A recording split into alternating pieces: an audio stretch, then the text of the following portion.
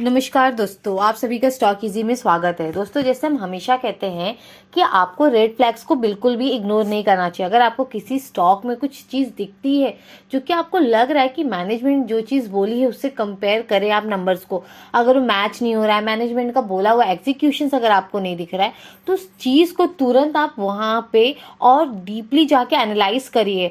आपको अगर एक रेड फ्लैग मिल रहे हैं और वो अगर बहुत बड़ा इम्पैक्ट दे रहा है कंपनी के ऊपर, कंपनी के प्रॉफिट्स को अगर वो इफेक्ट कर रहा है, तो आपको बिल्कुल भी उस चीज़ को इग्नोर नहीं करना चाहिए। क्योंकि जो रेड फ्लैग्स होते हैं ना, वो आपके प्रॉफिट को पूरी तरह से खा जाते हैं और आपको पता भी नहीं चलेगा। हमेशा जब भी आप कभी किसी स्टॉक में इन्वेस्ट करने जाते हैं तो सबसे पहले हर एक स्टॉक को डीपली एनालाइज करना सीखें। जब तक आप ये चीज़ नहीं करेंगे तब तक आप मार्केट में पैसा नहीं बना पाएंगे और आपके पैसे भी आप खो देंगे। अपने पैसे को यहाँ मार्केट में सेव करना बहुत बड़ी बात होती है। तो आज हम जिस स्टॉक के रेड फ्लैग को यहाँ पे देखने वाले हैं वो है Kaveri defence and wireless technology share. सबसे पहले हम देखेंगे कि कंपनी का बिजनेस मॉडल क्या है, यानी कि कंपनी क्या करती है, उसकी जो रेवेन्यू है रेवेन्यू कहाँ से जनरेट कर रहे हैं। उसके बाद हम यहाँ पे आएंगे, इसके फंडामेंटल्स को एनालाइज करेंगे, फिर हम यहाँ पे इसके टेक्निकल्स को भी देखेंगे। क्योंकि जब हम इन्वेस्ट करने जाते हैं तो हमें फंडामेंटल्स टेक्निकल दोनों देखने चाहिए। ये फंडामेंटल्स हमें ये बताते हैं कि कौन से स्टॉक को पिक करना है और कौन से स्टॉक को हमें इग्नोर करना है, और टेक्निकल हमें ये बताते हैं हमें कब और कहाँ इन्वेस्ट करना है, कब हमें स्टॉक को होल्ड करना है और कब हमें उस स्टॉक से एग्जिट ले लेनी है। तो जब आप ये दोनों चीज़ का कॉम्बिनेशन रखेंगे ना, तब आप एक अच्छा मुनाफा बना पाएंगे। और मुनाफा से बढ़िया बात ये है कि आप यहाँ पे एक अच्छे स्टॉक को पकड़ पाएंगे। दूसरी बात ये है कि आप अपने पैसों को यहाँ पे बचा पाएंगे जो आप मार्केट में लगा रहे हो। सबसे पहले मार्केट ये शेयर को देखते हैं कि कंपनी करती क्या है। जो Kaveri defence and wireless technology है, ये एक इंडियन टेक्नोलॉजी कंपनी है जो रेडियो फ्रिक्वेंसी और wireless communication product design, develop और मैन्युफैक्चर करती है। कंपनी के प्रोडक्ट्स का मेनली टेलीकॉम, डिफेंस और स्पेस सेक्टर में होता है। कंपनी का फोकस है मेक इन इंडिया और आत्मनिर्भर भारत इनिशिएट को सपोर्ट करते हुए इंडिया में ही एडवांस आरएफ सिस्टम डेवलप करना है। अगर आप देखेंगे कंपनी बना क्या रही है, अब ये बात है कि कंपनी बनाती क्या है। जैसे कि अभी हमने इनके प्रोडक्ट्स के बारे में बात किया थोड़ा कि क्या बना रही है। इनका जो मेजर प्रोडक्ट है वो है duplex filter, isolators, circulators, power combiners, low noise amplifiers, ये इनके प्रोडक्ट्स हैं। ऐसे इनके कुछ और भी प्रोडक्ट्स हैं। अब ये किसको ये सर्व करती है, जो सर्विस है ये कौन सी इंडस्ट्री को सर्व करती है। जैसे हम स्टार्टिंग बात कर चुके हैं, ये अपनी सर्विस देती है टेलीकॉम इंडस्ट्री, डिफेंस सेक्टर और स्पेस सेक्टर को। ये क्या कर रही है, अपने जो प्रोडक्ट है ये उनको यहाँ पे दे रही है। अब हम थोड़ा सा ये देखते हैं कि जो मैनेजमेंट है, मैनेजमेंट को यहाँ पे क्या लग रहा है, उनका फ्यूचर आउटलुक क्या है, इन चीज़ को भी जानना बहुत ज़्यादा ज़रूरी है। तो जो मैनेजमेंट है ना, वो क्या सोच रहे हैं यहाँ पे। अब मैनेजमेंट को लॉन्ग टर्म फोकस क्या हो गया यहाँ पे, डिफेंस इलेक्ट्रॉनिक बिजनेस को ये एक्सपांड करना चाहते हैं और इंडिजीनियस आरएफ सिस्टम बनाना चाहते हैं और एक्सपोर्ट बिजनेस बढ़ाना, हाई मार्जिन डिफेंस प्रोजेक्ट पर काम करना। क्योंकि इनको डिफेंस सेक्टर में इनके मार्जिन ज़्यादा इनको मिल रहे हैं, इसलिए इनका फोकस अब यहाँ पे शिफ्ट हो रहा है। अब हम चलते हैं इनके फंडामेंटल्स के बारे में बात करते हैं। कंपनी की फंडामेंटल्स हमसे क्या कह रहे हैं। सबसे पहले आप कंपनी के मार्केट कैपिटल को देखिए। मार्केट कैपिटल क्या है, 343 करोड़। मतलब कंपनी तो बहुत ज़्यादा छोटी है, ये तो दिख रहा है, बड़ी तो है नहीं। ये एक स्मॉल कैप कंपनी साफ साफ आपको देखने को मिल रहा है। कंपनी काफ़ी ज़्यादा छोटी है। दूसरा, अगर आप ध्यान देंगे तो क्या देखने को मिल रहा है आपको यहाँ पे कि कंपनी का जो अर्निंग पर शेयर है, देखो कितना है, 0.21। मतलब कंपनी यहाँ पे 1 रुपया नहीं कमा रही है, लेकिन स्टॉक भी कितना है, 277। अब ये 277 क्यों हो गया इसका स्टॉक भी, मार्केट इसको इतना ज़्यादा क्यों रिवॉर्ड कर रहा है। यहाँ पे कुछ रीजंस है। जैसे कि 2025 में काफ़ी सारे वॉर्स हो रहे हैं, तो लोगों को लग रहा है कि ये डिफेंस सेक्टर अभी भी काम करेगा, सेक्टर चलेगा। तो ये बात तो है, लेकिन 2025 में इसने मार्केट को लीड कर दिया है। से आप देखेंगे तो लोगों ने 2025 से डिफेंस सेक्टर में इन्वेस्ट किया, लेकिन तब जो नॉविस रिटेलर थे तब उनकी नज़र वहाँ नहीं पड़ी थी। जो बड़े बड़े इन्वेस्टर्स हैं, जो एकदम रिसर्च फर्म है, म्यूचुअल फंड है, ये सारी जो स्कीम से इन्होंने सब स्टॉक में तभी इन्वेस्ट किया था। हो सकता है उससे पहले करना स्टार्ट कर दिया, लेकिन आपको हमें नहीं पता चला। लेकिन अब क्या हो रहा है इन दिनों न्यूज़ में अगर आप देखेंगे तो काफ़ी सारे इन्फ्लुएंसर्स हैं, काफ़ी सारे लोग हैं, हर जगह सिर्फ और सिर्फ आपको ना डिफेंस स्टॉक देखने को मिलेगा। हर कोई इस समय डिफेंस स्टॉक के बारे में बात कर रहा है। तो ऐसे टाइम में आपको ना थोड़ा डर बना के रखना चाहिए। जब हर जगह एक ही चीज़ की बात हो रही हो तो आपको ऐसी चीज़ों से सतर्क हो जाना चाहिए। अब लोगों क्या कर रहे हैं यहाँ पे नॉविस रिटेलर्स, डिफेंस से जो डिफेंस सेक्टर है उसके कोई भी स्टॉक में अनाप शनाप जाके वो इन्वेस्ट करना स्टार्ट कर दिया है। अगर आपको इन्वेस्ट करना है तो उसकी जो लीडर कंपनी है उसमें जाके इन्वेस्ट करिए। लेकिन लोग क्या कर रहे हैं, ना फाइनेंशियल्स देख रहे हैं, ना कंपनी को अंदर से टटोल रहे हैं। बस अगर उनको डिफेंस स्टॉक दिख गया, उसका प्राइस कम दिख गया, उसके अंदर वो जाके इन्वेस्ट करना उन्होंने स्टार्ट कर दिया है। ये चीज़ आपको ना साफ साफ देखने को मिल जाएगी। अभी हम आगे चल के उसके बारे में बात करते हैं। अब देखिए इनका करंट प्राइस 57 का चल रहा है। कंपनी कमा 1 रुपया नहीं रही है। अर्निंग अब आपने देख लिया, अर्निंग पर शेयर कितना है। स्टॉक का पी 277 है। मतलब जितना कमा रहे उससे ज़्यादा यहाँ पे मार्केट उसको रिवॉर्ड कर रहा है। मार्केट इस समय काफ़ी ज़्यादा इंटरेस्टेड दिख रहा है डिफेंस स्टॉक में। अगर आप इसका डेट देखेंगे, डेट तो 4.41 करोड़ का है, यानी कि इनके मार्केट कैप से काफ़ी कम है। ठीक है, लेकिन आप ये नहीं बोल सकते कि आप इसको डेट फ्री कंपनी तो नहीं बोल सकते, क्योंकि इनका मार्केट कैपिटल भी काफ़ी ज़्यादा छोटा है। अब हम थोड़ा नीचे चलते हैं, हम इनके फाइनेंशियल स्टेटमेंट्स पे नज़र डालेंगे। ये है कंपनी, आप देखिए ये है उनका इनकम स्टेटमेंट। कंपनी 2015 में 51 करोड़ का इन्होंने क्या किया था, यहाँ पे रेवेन्यू जनरेट किया था। अब यहाँ पे ये चीज़ क्या है, यहाँ से तो धीरे धीरे सारी चीज़ें बढ़नी चाहिए, कंपनी को यहाँ से ग्रोथ दिखानी चाहिए अपनी सेल्स में। लेकिन आपको क्या देखने मिलेगा कि कंपनी की ग्रोथ गिर गई है। अगर आप देखें 2026 में तो मात्र 8 करोड़ का, बस 8 करोड़ का इन्होंने यहाँ पे रेवेन्यू जनरेट किया है। सोचिए कैसे ये कोलैप्स हो गया, इनकी सेल्स पूरी तरह से कोलैप्स, यानी कि पूरी तरह से गिर चुकी है। ये कहीं भी आपको बढ़ते हुए नहीं दिखेगी, कंटिन्यू गिर रही थी। आपको पता है नेक्स्ट ईयर ही आप देख लीजिए, 2015 में 51 करोड़ था, 2016 में 40 करोड़ हो गया। मतलब अचानक से देखिए गिर चुका है इनका, ये जो सेल्स है ये गिर गई है पूरी तरह से, आपको दिख रहा है। नेक्स्ट ईयर आप देखिए धीरे धीरे गिर ही रहा है, तो आपको काफ़ी समय मिला यहाँ पे आपको तुरंत ही ये चीज़ कोलैप्स तो हुई नहीं, जो कि प्राइस पे अचानक से इम्पैक्ट पड़ा और आप समझ नहीं पाए, ऐसा तो कुछ है नहीं। यहाँ पे देखिए प्राइस ने अपना लाइफ टाइम हाई कब बनाया, ये देखो यहाँ पे, ये लाइफ टाइम हाई है इसका 2025 में, सितंबर 2025 में ये इसका लाइफ टाइम हाई है। आप बताइए कि आपको इसमें इन्वेस्ट करना चाहिए था कि इसमें से एग्जिट लेना चाहिए था। जैसे से आपको यहाँ पे वही तो बोल रहे हैं, यहाँ पे लोगों ने देखा नहीं है, बस इन्वेस्ट करते जा रहे हैं, फाइनेंशियल्स को वो चेक ही नहीं कर रहे हैं कि फाइनेंशियल्स में चल क्या रहा है। अगर 2025 में देख लो क्या, अच्छा ये तो 17 करोड़ का इन्होंने किया हुआ था, तभी लोग यहाँ पे इन्वेस्ट करना स्टार्ट कर दिए थे। ये डिफेंस स्टॉक तो था ही, और लोग और ये देख लिए कि 17 करोड़ का था तो उन्होंने इन्वेस्ट करना स्टार्ट कर दिया। ओके, तो आप ये सोचे ना कि इतने साल तक तो इनका परफॉर्मेंस कुछ भी नहीं था, एकदम गिरा हुआ है, अचानक से ये चीज़ क्यों हुई यहाँ पे। हो सकता है ये टेम्परेरी हो, जब अचानक से इनका रेवेन्यू बढ़ा है तो ऑब्वियस सी बात है ना, ये टेम्परेरी हो सकता है। आपको थोड़ा वेट करना चाहिए, आपको और दिन देखना चाहिए कि कंपनी क्या ये चीज़ को स्ट्रक्चरल कर पा रही है कि बस ये इसी साल के लिए।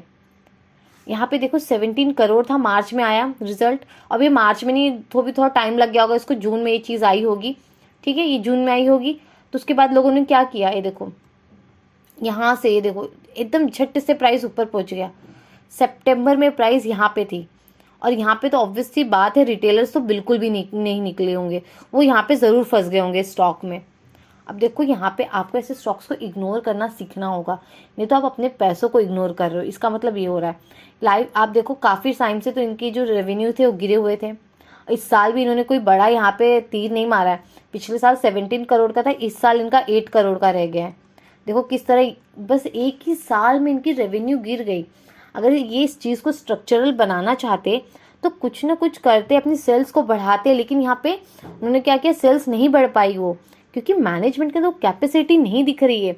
मैनेजमेंट इतना यहाँ पे अव्वल दर्जा का परफॉर्मेंस नहीं कर पा रहा है, और यहाँ पे ये कंटिन्यू उनके ऑपरेटिंग प्रॉफिट नेगेटिव में, जिनका ऑपरेटिंग प्रॉफिट होना चाहिए उससे ज़्यादा इनका एक्सपेंस है, यानी जितना रेवेन्यू कर रहे हैं उससे ज़्यादा तो इनको खर्च हो जा रहा है इनका, तो ये चीज़ें यहाँ पे नेगेटिव में। इनका एबिटा मार्जिन पूरी तरह गिरा हुआ है, बहुत बुरी तरह से गिर चुका है। पिछले साल 12% का था और इस साल नेगेटिव 16% का है। बहुत बुरी हालत है इस समय इसकी। और यहाँ पे अगर नीचे आएंगे, थोड़ा हम नीचे देखते हैं क्या हो रहा है। अगर आप इन थोड़ा सा ध्यान दें यहाँ पर, यहाँ इनका जो बॉटम लाइन है वो नेगेटिव में है, बहुत बुरी तरह से। अब आप बोलेंगे कि इस साल तो, पिछले साल तो पॉजिटिव में था, इस साल भी है ये, लेकिन अगर आप इस साल का ध्यान दें तो आप समझ पाएंगे कि ये इस साल हो या पिछला साल हो, ये हर साल नेगेटिव में। ये मात्र अदर इनकम, देख रहे हो, अदर इनकम की वजह से बस ये पॉजिटिव में। अगर ये अदर इनकम नहीं होगा तो ये पिछले साल भी लॉस में होता और इस साल भी लॉस में होता, लेकिन ये अदर इनकम की वजह से ये पॉजिटिव में रहा है। तो ये एक मैनिपुलेशन होता है, ये इस तरह का मैनिपुलेशन है कि नॉविस रिटेलर नहीं समझ पाते। जब न्यूज़ में आता है कि मार्केट में ये शेयर ने इस साल इनका नेट प्रॉफिट है इतना, तो लोगों को लगता है पिछले साल इसका नेगेटिव में था, लॉस में था, लेकिन इस साल तो इसने प्रॉफिट किया है, तो ये तो अच्छी बात है। तो लोग इन्वेस्ट करना स्टार्ट कर देते हैं। ऊपर का तो मामला आप देख ही नहीं रहे हो कि इनका जो प्रॉफिट है वो आ कहाँ से रहा है, क्योंकि ये जानना बहुत ज़्यादा ज़रूरी है। कंपनी अगर प्रॉफिट कर रही है वो कहाँ से आ रहा है, क्या वो उनके कोर बिजनेस से आ रहा है कि वो कहीं और से आ रहा है, यानी कि अदर इनकम से। और प्रॉफिट हमेशा इनका जो है वो हमेशा कोर बिजनेस से ही आना ज़रूरी है, ना कि अदर इनकम से। थोड़ा इनके बैलेंस शीट पे नज़र देते हैं क्या हो रहा है इनके बैलेंस शीट में। अगर आप देखेंगे कंपनी ने अपनी बोरोइंग्स पूरी तरह से यहाँ पे ख़त्म की है, बस 4 करोड़ का रह गया। लेकिन इस बोरोइंग का ख़त्म करने का क्या मतलब निकल रहा है, फिक्स असेट को ऊपर नज़र डालिए, पूरी तरह इन्होंने अपने फिक्स असेट को सेल कर दिया है। अब बताइए फिक्स असेट होता क्यों है? फिक्स असेट इसलिए होता है जिससे कि आप रेवेन्यू जनरेट कर सकें। अगर आपको फ्यूचर में ग्रो करना है तो आज आपको तो कैपेक्स करना होगा, आज तो आपको खर्च करना पड़ेगा अपने बिजनेस में, तभी तो कल को आप अपने फ्यूचर, अपने कंपनी को फ्यूचर में देख पाओगे, फ्यूचर में ग्रोथ देख पाओगे। लेकिन यहाँ पे ऐसा कुछ नहीं हो रहा है। आप देख रहे हो बहुत बुरी तरह से फिक्स असेट यहाँ पे सेल हुए हैं, जो कि साफ साफ रेवेन्यू पे इसका इम्पैक्ट हमको देखने को मिल रहा है, साफ साफ देखने को मिल रहा है। आप ये चीज़ पूरी तरह से देख रहे हैं। और अगर आप ध्यान देंगे तो 7 करोड़ अभी तक आया नहीं है। इस साल उन्होंने 8 करोड़ का तो रेवेन्यू किया, जिसमें 7 करोड़ मिले ही नहीं है, गले में गिरे नहीं। इन्होंने अपने बुक में लिख दिया कि हमने 8 करोड़ का रेवेन्यू जनरेट किया है, लेकिन 7 करोड़ अभी तक गले में गिरे नहीं है बिल्कुल भी, जो कि दर्शा रहा है कि यहाँ पे रिकवरी करने में काफ़ी ज़्यादा वीक है। मैनेजमेंट का यहाँ पे परफॉर्मेंस काफ़ी ज़्यादा वीक दिख रहा है, यहाँ पे बिल्कुल भी इंप्रेसिव नहीं। ये सारे रेड फ्लैग्स, अगर आप इसको इग्नोर करके इन्वेस्ट करते तो आप बहुत बड़ी गलती कर रहे हो, बहुत ज़्यादा बड़ी गलती कर रहे हो। आपको तो 2025 में इसमें इन्वेस्ट नहीं करना चाहिए था। देख रहे हो आप यहाँ पे, ये चीज़ देख के ही आपने इन्वेस्ट किए, साफ साफ दिख रहा है। थोड़ा नीचे आते हैं, इनके कैश फ्लो पे नज़र डालिए। ये अक्सर नेगेटिव रहे हैं, अक्सर नेगेटिव। 2026 में नेगेटिव 22 करोड़, मतलब माइनस में है 22 करोड़। ये अपनी पॉकेट से भर के बिजनेस कर रहे हैं। ये चीज़ तो यहाँ पे यही दर्शा रही है कि कैश जनरेट नहीं कर पा रही कंपनी, कैश जनरेट नहीं कर पा रही है। ये बहुत बड़ा रेड फ्लैग है। आपने हर एक स्टेप पे देखा कंपनी में मात्र रेड फ्लैग के और कुछ यहाँ पे देखने को नहीं मिल रहा है। कंपनी कंटिन्यू लॉस कर रही है, जो कि बिल्कुल भी इग्नोर करने लायक नहीं है। अगर आप देखेंगे प्रमोटर्स की होल्डिंग पर अगर आप नज़र डालेंगे तो आप देख सकते हैं कि यहाँ पे प्रमोटर्स ने अपनी होल्डिंग को घटाई है। लेकिन यहाँ पे क्या हुआ है, पहले तो 15% था। अगर हम इसको ईयरली देखेंगे तो पहले तो 15% था, लेकिन यहाँ पे अब इन्होंने 24% कर लिया। अब इसका मतलब ये तो नहीं कि ये स्टॉक अच्छा है, प्रमोटर्स अपनी होल्डिंग खुद खरीद रहा है, ऐसा बिल्कुल भी मत सोचो। इस चीज़ को आपको इग्नोर करना होगा। ये भी एक साइड का मैनिपुलेशन होता है। कौन बेच रहा है? एफआईज बेच रहे हैं, ये यहाँ पे फंसे हुए हैं। और ये देखो पूरी तरह से एग्जिट ले रहे हैं। एक टाइम था 14% की होल्डिंग रखी थी। अगर ये स्टॉक इतना ही अच्छा होता है तो एफआईज प्रमोटर्स को कभी होल्डिंग नहीं देती, क्योंकि उन्हें पता है अगर ये स्टॉक अच्छा है, बिजनेस अच्छा है, आगे जाके ग्रो करेगा तो हम मुनाफा कमाएंगे। वो क्यों इनको सेल करेंगे? वो इनको सेल नहीं करते। लेकिन बिजनेस में दिख रहा है इस समय कुछ भी नहीं है, सब कुछ सेल हो रहा है। हर एक जगह बस नेगेटिव नेगेटिव नंबर्स देखने को मिल रहे हैं। इसलिए प्रमोटर्स भी यहाँ से निकले हैं बहुत बुरी तरह से। देख रहे 14% से आज मात्र इनके पास 2% की होल्डिंग रह गई एफआईज के पास, और डीआईज के पास 5% की थी। आज देखो क्या है, कुछ भी नहीं है। एफआईज डीआईज स्टॉक में इंटरेस्टेड नहीं है। अगर पब्लिक में देखेंगे तो पब्लिक इस समय 73% की होल्डिंग है। इससे काफ़ी लोग ऐसे हैं जिन्होंने बहुत भारी मात्रा में स्टॉक्स लेके वो बैठे हुए हैं यहाँ पे। देखिए यहाँ पे अब कहीं ना कहीं ये जो स्टॉक प्राइस है अब इनके हाथों में है। इन्होंने अपनी यहाँ पे होल्डिंग बना ली है। अब ये आप देख रहे 24% की होल्डिंग प्रमोटर्स की, 73 पब्लिक की है। अब कहीं ना कहीं इन लोग के हाथ में स्टॉक प्राइस है। ये अच्छे से स्टॉक प्राइस को मैनिपुलेशन करने की इनके अंदर शक्ति है। यहाँ पे देखो क्या हो रहा है, शेयर होल्डिंग पैटर्न को देखो बस आप। यहाँ पे शेयर होल्डर्स बढ़े, नंबर्स ऑफ शेयर होल्डर बढ़े। नंबर्स ऑफ शेयर होल्डर मतलब पब्लिक का इन्वॉल्वमेंट है, पब्लिक यहाँ पे आ चुकी है, साफ साफ देखने को मिल रहा है। यहाँ पे 36,000 लोग हैं। यहाँ पे पहले 11,000 थे, पूरा पकड़ लो तो 12,000 थे, अब यहाँ पे 36,000 हो गए। अब आप बताओ क्या इसमें कुछ तो परफॉर्मेंस दिख नहीं रहा है शेयर का।